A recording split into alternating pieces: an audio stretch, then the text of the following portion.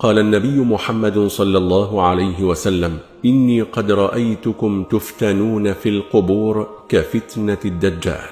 وهناك 5 أشخاص لن يفتنهم الله عز وجل في قبورهم، بل هم آمنون إلى قيام الساعة.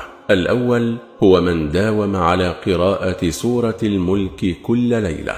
فعن ابن عباس رضي الله عنهما قال: ضرب بعض أصحاب النبي محمد صلى الله عليه وسلم خباءه على قبر وهو لا يحسب أنه قبر، فإذا فيه إنسان يقرأ سورة تبارك الذي بيده الملك حتى ختمها، فأتى النبي محمد صلى الله عليه وسلم فقال: يا رسول الله، إني ضربت خبائي على قبر وأنا لا أحسب أنه قبر، فإذا فيه إنسان يقرأ سورة الملك حتى ختمها. فقال النبي صلى الله عليه وسلم: هي المانعة، هي المنجية.